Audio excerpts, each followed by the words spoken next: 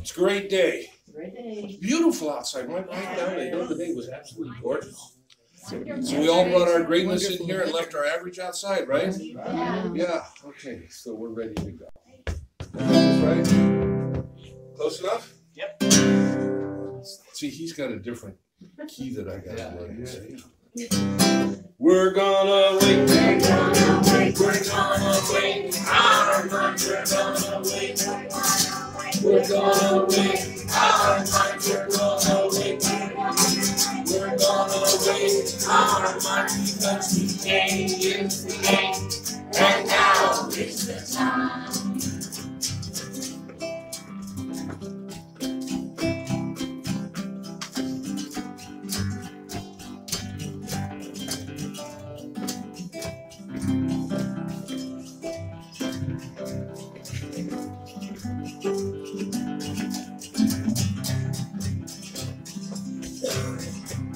There is a light, and it shines in me. There is a light, and it shines in me. There is a light, and it shines in me. And I'm gonna turn it up for the whole world to see. And study and get good grades in school and all that stuff, right? We're gonna wait, we're gonna wait, we're gonna wait. Our minds, we're gonna wait. We're gonna wait. Our minds, we're gonna wait. We're gonna wait. Our minds, because today is the day, and now is the time. All right.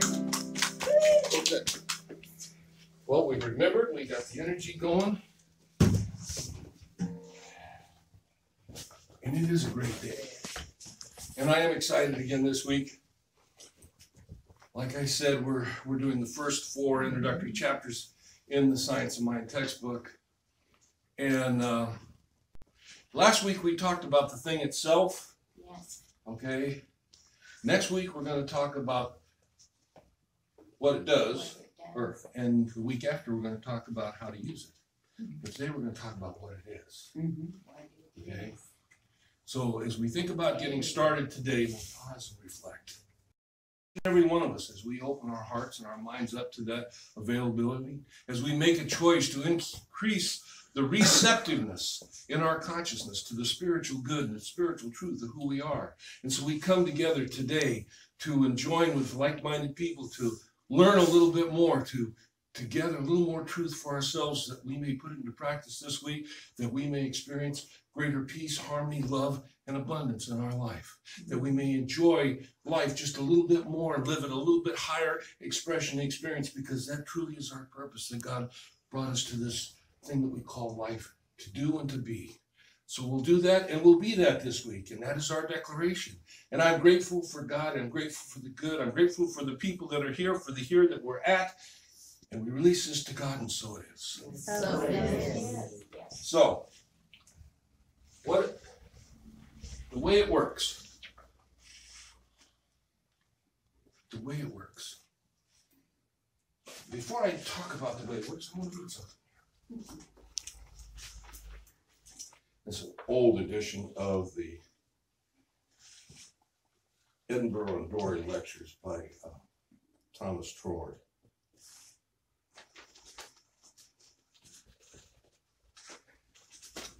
And when I say old, it's kind of falling apart. But you know, you can still read it, so it's still good. That's right, the print's still on the page. Here we go.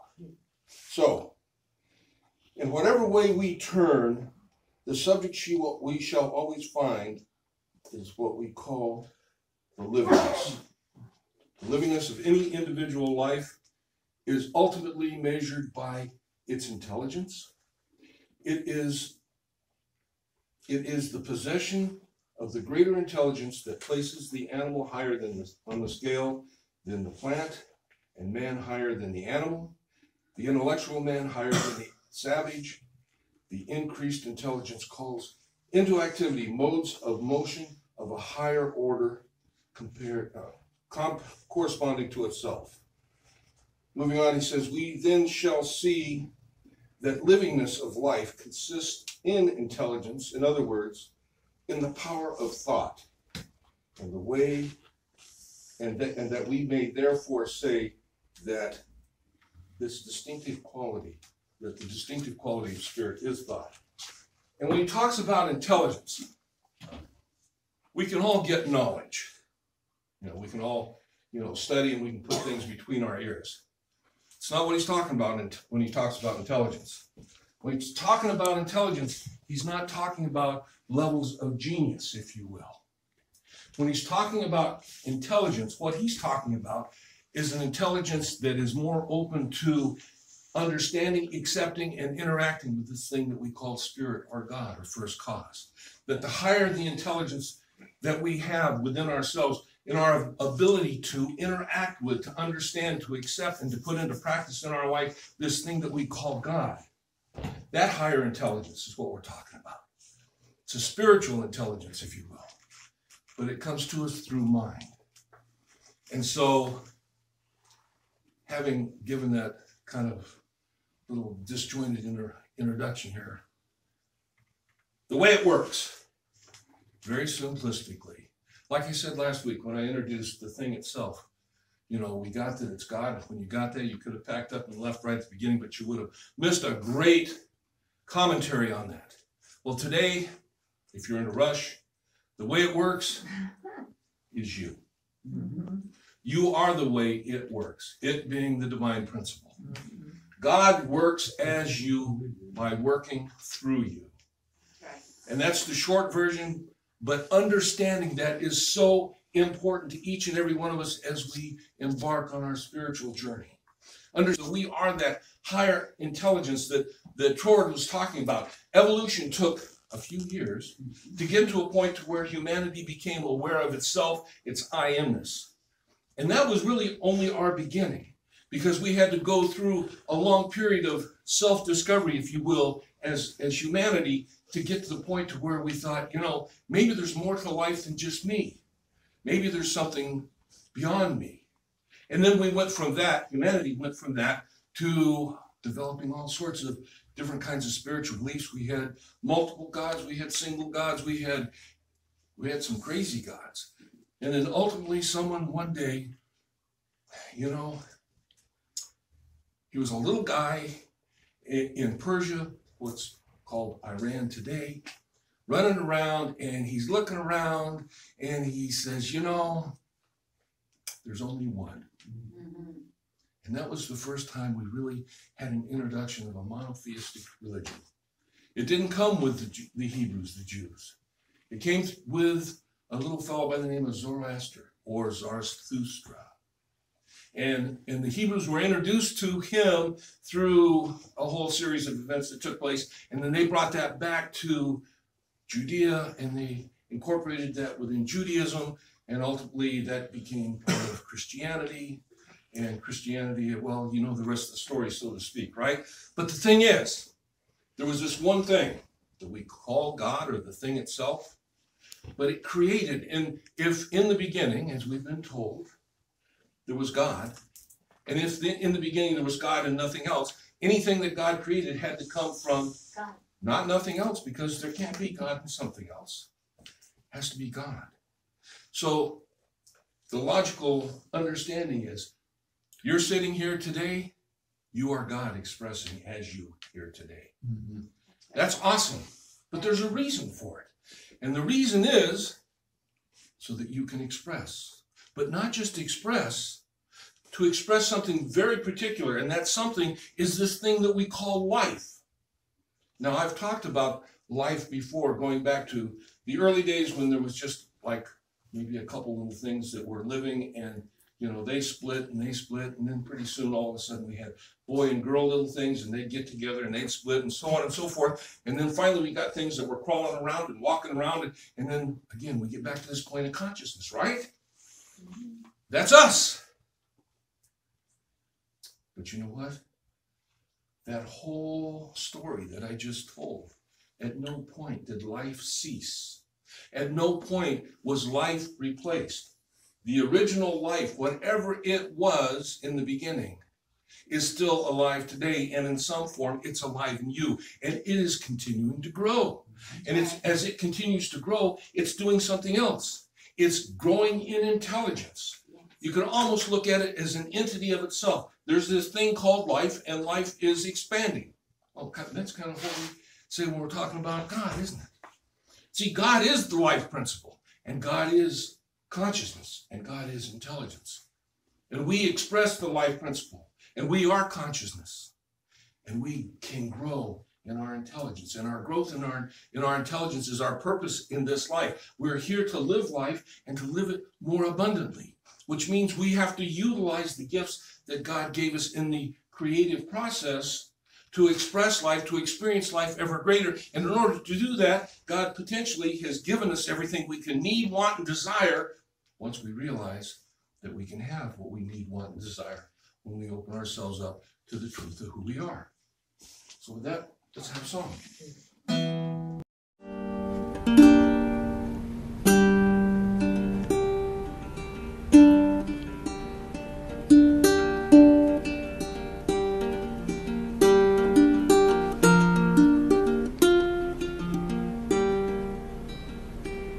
My dreams of fame and fortune have just dried up with my tears. My high school education, it took far too many years. Though my playing is improving, but my songs have never sold. My career was never moving, but my feeling pretty old. But God's been good to me, so I can play my songs for free. And it's very clear to see that God's been good to me. No one ever knows me when I'm walking in the mall. Perhaps I am invisible or very, very small. There'll be no paparazzi waiting at my door. I never will be rich, but I'm not exactly poor, and God's been good to me, so I can play my songs for free. And it's very clear to see that God's been good to me. Now you won't hear me complaining about my lot in life, but don't start me on politics or mention my ex-wife, 'cause sometimes I do get crazy and I'm inclined to yell. Perhaps a little lazy, but I'm doing pretty well. And God's been good to me, and I can play my songs for free. And it's very clear to see that God's been good to me. The 4 chapters in the introduction to the Science of Mind are to introduce people to the concepts of the science of mind. It's kind of the cliff notes, if you will. So as we go through this today, keep in mind that although most of you here have some understanding, or maybe a lot of understanding of what we're talking about, this was written for people of all levels of understanding. So Holmes says in the beginning of this chapter, he says, the science of mind is not a special revelation of any individual. It is rather the culmination of all revelations. What he means by that, if you go back to 1938, when you didn't have computers and stuff like that, Holmes was actually one of the earlier aggregators, if you will. He took things from here to there. I mean, today you can go on news sites and all sorts of sites, and they pull stuff, and you got all sorts of links. But you didn't have links back then. So what he did was he took things, you know, he did a lot of the studying for us, if you will. And he took things that were true in various philosophies, and he incorporated them in this thing that we call science of mind. So he says, it is rather culmination of all revelations. We take the good wherever we can find it, making it our own insofar as we understand it. Making it our own, in other words, owning what we're talking about. You know, it's nice to go to a Sunday celebration and to feel good and to celebrate and to go home and have all the rest of the week to do whatever you want. But if you're not learning and taking and putting it into your life experience. It's just a way to feel good on Sunday, and it doesn't really do much more for you. Yeah. What we teach here are tools that you can take and use, and I hope and expect that you will use the tools that we teach here, put them into practice in your life during the week, so that when you come back next week, you'll have greater good, greater stories to share with us. That's the expectation. And I hope you all live up to my expectations. You will be graded. No. So anyway, he says, we take the good wherever we can find it, making it our own insofar as we understand it. And understanding is important. We'll get into that.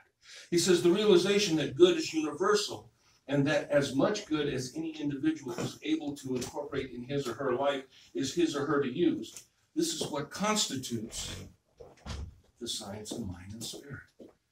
This is what we're here for. This is what we're here to learn. This is what we're here to put into practice in our lives. And he goes on to say, we have discussed the nature of the thing as being universal energy, mind, intelligence, spirit, and finding conscious and individualized centers of expression through us, and that man's intelligence is this universal mind functioning at the level of man's concept of it. This is the essence of the whole teaching. We are God, we are spirit, we are first cause expressing as us in this great thing that we call life. And as we learn more about ourselves, as we take what we learn about ourselves and we put it into practice, like I just said, we experience life at an ever greater, more abundant, more healthy way of living and experiencing. But you see, God couldn't have made us and like given us a little SIM card that we just plugged in and gave us all the information we needed, or a handbook, if you will. Intelligence, this evolutionary process is a very interesting thing. You have eons and eons of time that lapses. And as Troward used to say, that the individual life is basically sacrificed for the greater good of the being itself, okay? So in the early days of evolution, there was a lot of things lost. But as we go up the higher levels of intelligence, we see that begin to change, and it shifts. And what happens when we get to the highest level of intelligence, then it's not so much the individual life that is sacrificed.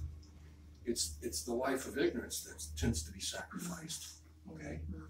That those that get the information in their life, or that are lucky enough to be in a place in their life where they can experience good because of the people around them, that they can flourish in that life. They can experience a greater good and a greater life. We all know that there's certain parts and certain places that seem to be more prosperous, more abundant than other places, right? I mean, we get that. Well, why is that, and what's the deal? What's the deal is if we're in an area where prosperity is the general consciousness of the area, right? Everybody pretty much expects prosperity. But if we're in an area where prosperity is the exception and not the norm, where the norm is struggle and strife and limitation and lack, then that's the consciousness in the area, and that's generally what is developed. But the truth is, and this is why it's important that we get a greater good, a greater understanding of our greater good, because as we take our good out into the world, these places where prosperity tends to be a little bit in lack, these places are the places where we can influence. Even if you never go there, believe it or not, you don't have to travel into some area that's struggling. If you upgrade your intelligence, so to speak, using kind of a technological term, if you upgrade your life experience, if you express life more abundantly, your light shines ever brighter in the world, and you will influence other people. You will influence them knowingly, you will influence them unknowingly. Yeah. You know, this thing called energy and vibration, it emits and it resonates. We are transmitters and receivers of all that goes on in the world. To create a greater world is not going out in the world telling people how to create a greater world. To create a greater world is to create a greater us in the world. Right. And so that's what we do.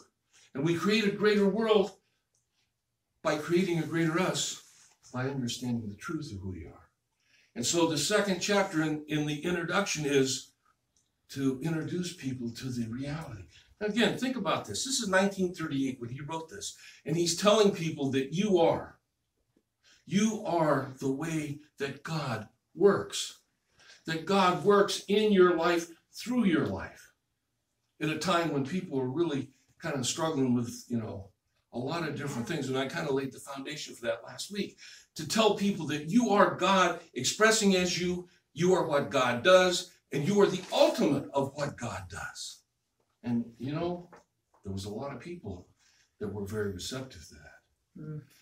Next week, I'll bring a book that it's about the history of New Thought and religious science, and talks about the numbers, because numbers are always important, right? Mm-hmm. The numbers of people that in between the 1930s and the 1950s, in that range, the number of people that were involved in the New Thought movement. Yeah. It's amazing, but those numbers have fallen off. Mm-hmm. And they've fallen off because society has gotten away from a concept of spirituality, okay? They've gotten away from what we call New Thought because, hey, we all know the power of positive thinking. Who needs to be spiritual with that, right? Mm. And to make my point, and I want to make my point, I do a business show for Central Valley Talk on TV, right? I interviewed a young man this last week, and he's the author of this book. He says, a map to your fullest potential. Discover the secret path to your greatest treasure. And he goes on here as a sales pitch. He says, reclaim your life's potential and set yourself up for success, the success you desire. Embrace life's possibility and free yourself from toxic situations, habits, and people. Give yourself permission to change personal beliefs that no longer serve you, accelerating your life in a positive direction. And there's more. But what's he saying? He's saying what you hear on a regular basis. What he's not saying is, you are God expressed as you. That you came into this life to do exactly that. You did not come into life to struggle. You did not come into life to have limitation and discord and disharmony and anger and hatred in your life. And yet we've got a lot of that going on in the world, right? At least according to the evening news, we see a lot of it out there. So how do we get rid of it? Well, again, like I say, we don't get rid of it by going out there and telling the world how they've got to behave, because no matter who we are, no matter our best intentions, if we go out in the world and tell the world or any part of the world how they've got to behave, we're telling them how they've got to behave to satisfy me. Yeah. That doesn't work for a lot of people. I mean, I have my ways. You may not appreciate them, but you have your ways also. What we're looking at is to create a world where people live in harmony with divine principle, where they live in harmony with goodness, where they live in harmony with love. As we say repeatedly, Sunday after Sunday, that Jesus, the 2 commandments that he gave on which all the laws and the prophets hang, is to love your neighbors as you love yourself and love God with all you are. And if you are an expression of God, then you are automatically included in those commandments. Okay? And this is what we got to know. We've got to know that hate doesn't cut it. We got to know that anger doesn't cut it. We got to know that angst and worry don't cut it. And we all experience this to some level, but we're here to learn to embody something in our lives to realize that we are divinely guided, or we have that available to us to be divinely guided and divinely guarded as we go through the week. And as we grow within ourselves spiritually, in other words, as we move up the level of intelligence, if you will, more of this good is available to us. Not because something's withholding it from us, but because our own lack of understanding, and there's that word understanding, our own lack of understanding has kept us in the dark, if you will. But when we begin to fan that light that exists within us, that light is there. It's there right from the early days before we were ever walking the face of the earth. That light was there within us. And we fan that light and we bring it up. So what are we doing? We're creating more good in our life. And as we, like I said, we create more good in our life, we're creating more good in the life of people around us. Even if it's just because we're not so darn grumpy.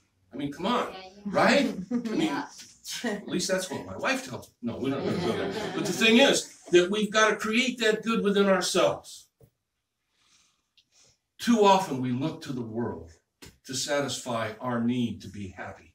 Too often we look to the world to satisfy that empty spot. You know, we have that empty spot within us, and everybody has it in some level, some way, a lack of love, a lack of happiness, a lack of resolve, a lack of relationship, a lack of whatever.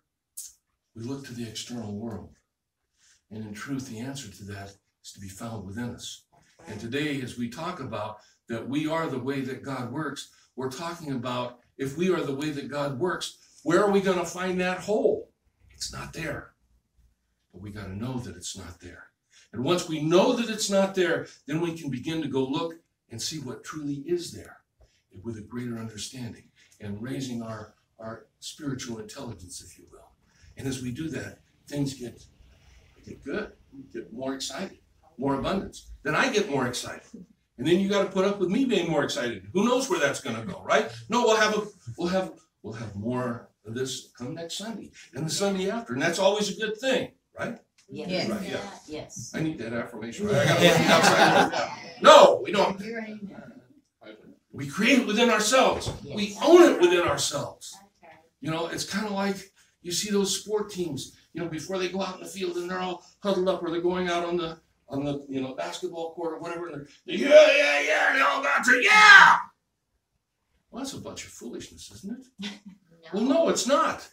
You know, because if they can get it, you'd be surprised what that emotional fire that they can create within themselves can do to the energy that they bring to the game they play. And if they can do it on, you know, one of the things about sports, in many different ways, sports are nothing more than kind of a roadmap to our life experience. So the things that can work out there oftentimes are the things that we can incorporate in here, and we can see them work. Cheerleading is one of those things. But our cheerleaders are not out there. Our cheerleaders are here, pausing, like I said, each day to quiet the mind, to open yourself up to spirit, to affirm your good. How can you affirm your good if you don't think you're enough? But how can you not think you're enough if you realize that you are God expressed as you? You cannot think that you are less than, because God is all there is. God is infinite. And you are God expressed as you on your personal level, but the infiniteness is there nonetheless. That's more music.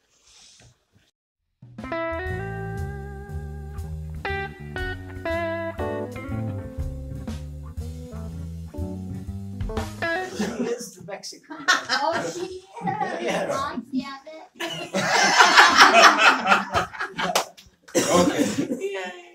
Okay, there's only one. We got that, right? Yes. Okay, so there is a universal mind, spirit, intelligence that is the origin of everything. It is first cause, it is God. This universal life and energy finds an outlet in and through all that is energized and through everything that lives.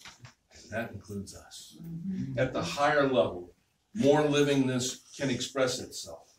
And this is one of the things that Troy points out, that life, right, seeks to express itself, and it can express itself greater at levels of higher intelligence. And this is why understanding how higher intelligence becomes important to us, because we are presently at the top of the intelligence ladder, but we're not at the end of the intelligence ladder, because we're growing, and we will continue to grow. But the growing now for us is no longer about evolution in the sense of survival of the fittest. It's evolution in survival of, or as a result of growth in consciousness and spirituality. And as we grow in our spirituality, think about this. We have this group here. We put these principles into practice. We see the demonstrations, the manifestations in our life, the harmony, the peace, the abundance, the good. You don't think other people in Fresno are going to they're not going to start talking about it? You betcha they are. And people beyond Fresno. You know the story of, what is that, the 6 degrees of separation? You know, that we're no more than 6 degrees separated from anybody in the world. Oh, yeah. You know, think about it. Well, how about President Carter? You're 2 degrees separated from President Carter because when he was just Governor Jimmy Carter, we used to talk, or at least we did for a little while. And through him, I'm just that much away from the various other people that have sat in that office. Some we liked, some we didn't like, you know, wherever that's at, but we're still there. And anybody else in the world. Through Rudy, who hails from, what part of the world? From Switzerland. Okay, we're just 1 degree from, you know, a lot of people running around Europe. Who knows all, you know, I mean, those Swiss, they're kind of crazy. I know. And through his wife, Rosario, we're down in South America, in Bolivia. You know? Yes, And Peter, South Africa. yes. Think about it. I mean, we're beginning to fill in the spots all over the world, right? And Mickey, who knows where? But think about it, okay? Now, that's all nice, it's fine and dandy, but think about this. As a part of unity, and I'm not talking about unity, the organization, I'm talking about the unity, the oneness, all that is. There are no degrees of separation. And see, that's our truth. When we begin to look at the world and we don't see separation at all, then truly we are sons and daughters of God. That's right. We're family, no matter where we go. Think about that.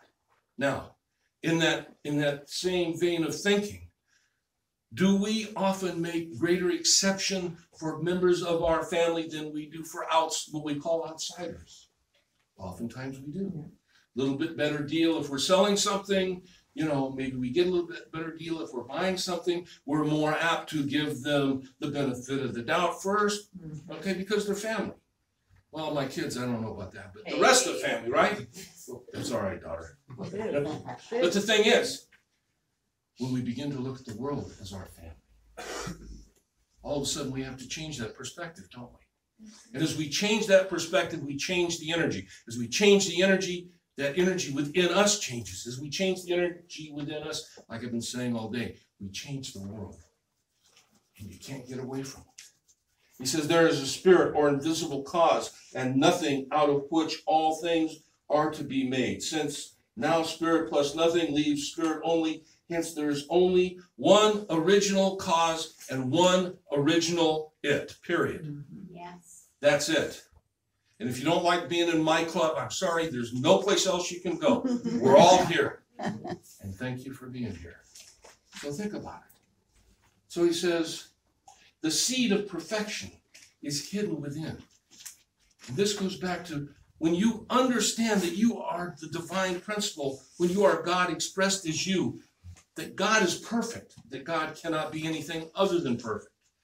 That seed of perfection exists within each and every one of us. And if we're not experiencing it, it's not because the seed's not there. It's like any other seed. If it's not nurtured, if it's not fertilized, if it doesn't get the energy that it needs to grow, it just sits there dormant. And believe me, seeds can sit there dormant. You've heard me talk about Methuselah. You know who Methuselah is? Well, some of you do. Methuselah is a really outrageous date palm. Now, what's outrageous about a date palm? Well, what's outrageous about this particular date palm is it's a species that went extinct a long time ago. But there's one living today. And you know why there's one living today? There's one living today because some archaeologists back in the 90s, going through a place called Masada, where the Jews fought off the Romans some 2,000 years ago, opened up a container and they found some seeds. Now, back in the day, the Jerusalem date palm was very common. And it was all over that part of the world. But they died off, and there are no more. So they took the seeds, they put them on a shelf, and sometime later, I think about early 2000, some fool thought, well, you know, there's some seeds, let's see if we can get them to grow. I mean, they're only a couple thousand years old. Well, guess what? They got one to germinate, and it grew. And it grew, and they had it in a plant, in a pot. And now it's planted in the ground. And so this plant, from a seed 2,000 years old, an extinct species is back on the face of the earth. Now, they're looking at crossbreeding it with some close relative that's alive today, but it looks like, and I've got to check on this to be sure, but they may got another one of those seeds to germinate, which means because they're male and female, hopefully, you know, they'll have one opposite the other, and then they can make more. Yeah. If the seed can live dormant for 2,000 years, right? That seed in you can live dormant through your entire life. But, you know, what's a 2,000-year-old seed? Just recently. Catch this. How does 47,000 years sound? In melting some permafrost, scientists have recently discovered some worms that have been sitting in the ice for 47,000 years. And guess what? Those little suckers are wiggling. They are alive. They sat there dormant 47,000 years. There's one life. You have to understand when we talk about there's one life. And that life is, it's everywhere. It's an energy. It's God. And it never dies. And if you give it the right circumstances, it can be very patient. I think 47,000 years is patient enough, right? Yeah. But it's there. And this life exists within us. You know, there are people that believe that we could get to a point to where our physical expression in this life could go on forever. I don't know about that, but I know that our beingness goes on forever because we are individualized aspect of God. We are the way it works. You know, when you walk out of here today, feel about 10 feet taller than you were when you come in, and we only bring our greatness in here, right? But you're even greater than what you thought before you came in the door. And you'll know that when you leave. So that seed has been planted within us, okay? And he says here, in our ignorance of truth, of our truth, we have misused the highest power we possess. And so great is this power, so complete is our freedom in it, so absolute the domain of law through it, that the misuse of this power has brought upon us the very conditions from which we suffer. And not only is he talking about individuality, but he's talking about the world too. We have humanity, again, going back to this time when human beings were struggling in the evolutionary part of their experience, right? That we lived from a fear complex. And then we finally moved from that into caves, and all of a sudden, you know, I could realize that, hey, I'm Grog, and there's Grogina, and well, who's that fool over there? And the other fools that are with him. And, you know, we've had to struggle in order to survive. Maybe we need to fight or to run from these fools, right? And we see them as fools because they're not us. Okay? Now, in that little scenario, there's a lot of fear thoughts going through my head, right? Those fear thoughts going through my head, they don't stay there. We are senders of thoughts and receivers of thoughts. And all of this struggle that humanity has gone through is part of what makes up what we call race consciousness. And probably in the beginning of February, I'm going to talk about race consciousness and the power that it has over humanity. Carl Jung called it the collective unconsciousness. But he recognized the truth of what it is, and he said it was what creates what we call the shadow, which is not the good stuff. You know, the shadow's that part of us that, you know, is not necessarily good, but it does that for humanity. However, if you look at the history of humanity, it's kind of an upward spiral. And yet we return to kind of the same things, but each time we return, we're at a little higher level of consciousness, and it's not as bad as it was before, you know, when we move on. You know, there are things going on in the world today that went on in the world 100, 200 years ago that are not good things, but they're located very isolated places. And as humanity realizes that that's not a good thing, we kind of root those out and we help change it. Even people that aren't really consciously aware of it. But we can do the same thing in our life as we begin to see those things that have held us in bondage, that have kept us bound to old beliefs, old consciousness. If they're not in alignment with divine principle, with God, with harmony, we can say, hey, you know what? I'm God expressed as you. That's not part of who I am. It's not part of my spiritual DNA. It's not part of my mental DNA. I am greater than that. And what did I say at the beginning? I am. two most powerful words in the English language, followed up by so what?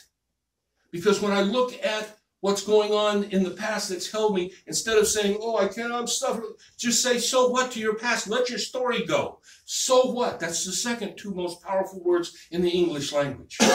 So I failed before. So what? I can learn from my failure.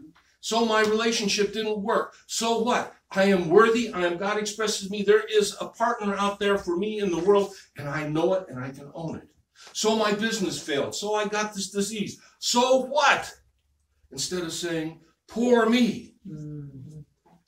This race consciousness is filled with victimhood of all the victims in the world throughout history.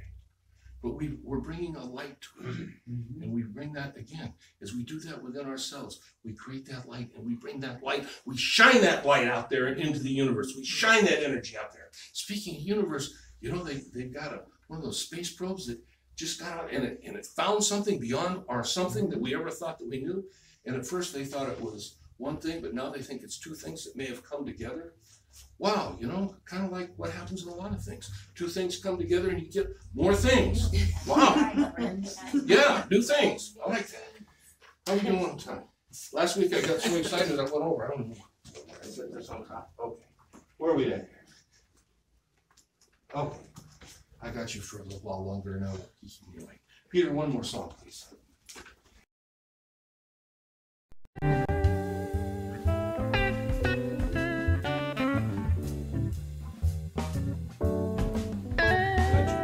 Okay, so going back to Troward, he says, these considerations show us that what differentiates the higher from the lower degree of intelligence is the recognition of its own selfhood.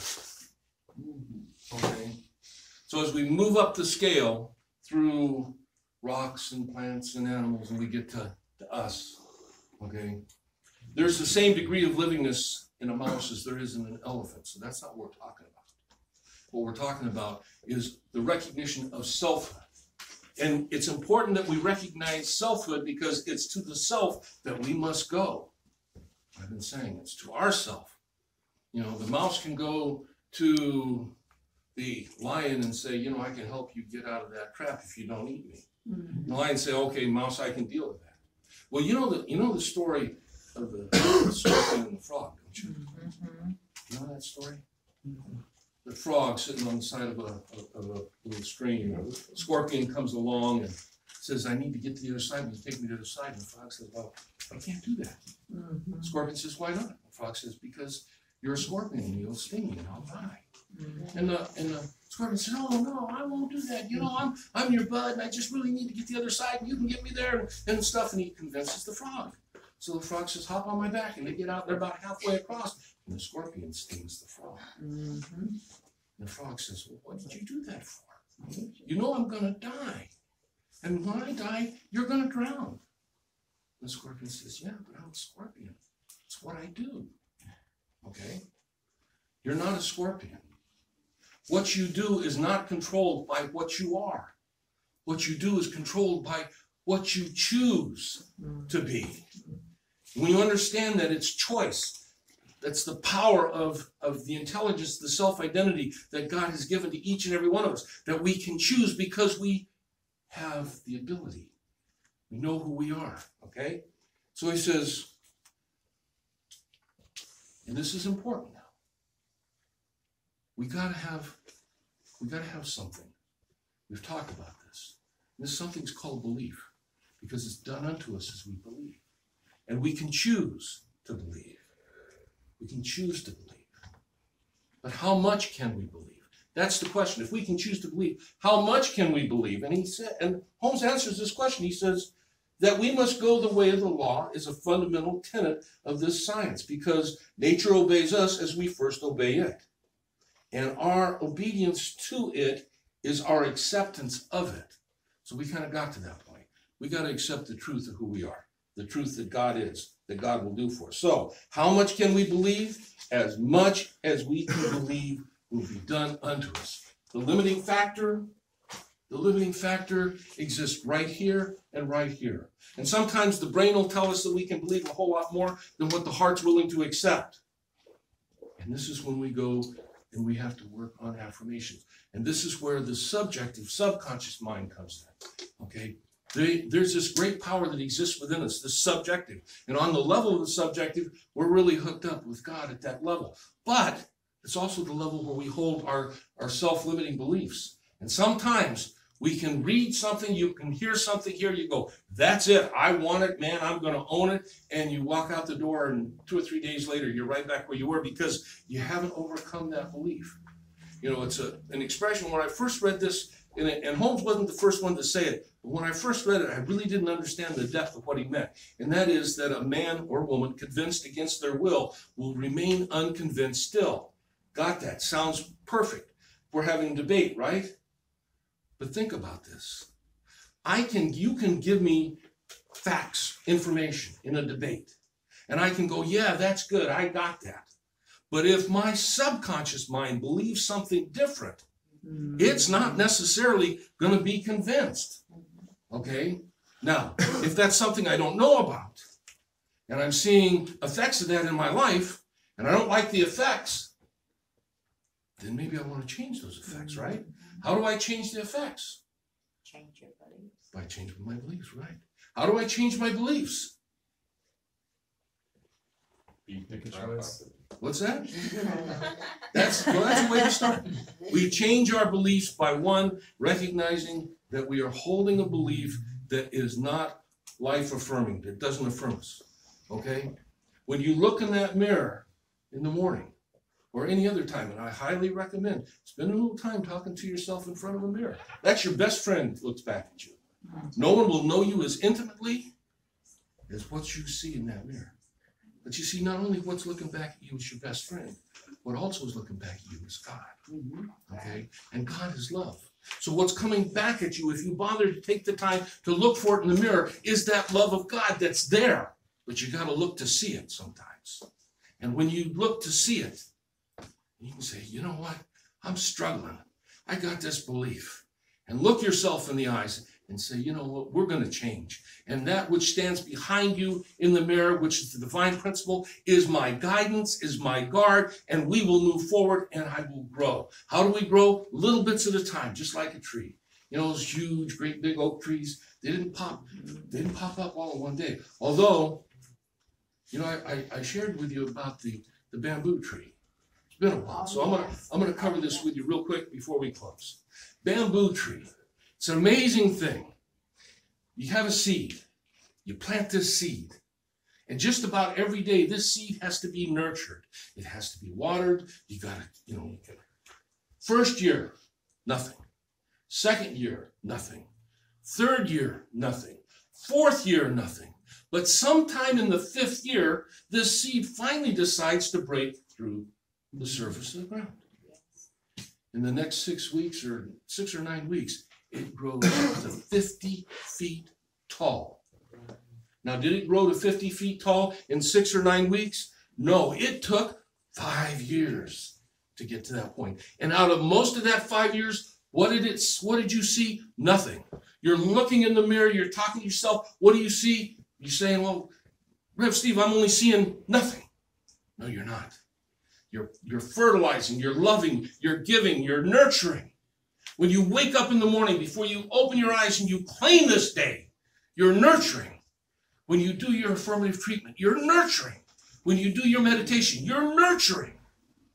And when we nurture those things that we plant in our hearts and our minds, God responds and they grow. And that's the way it works. And so it is. So it is. Yeah.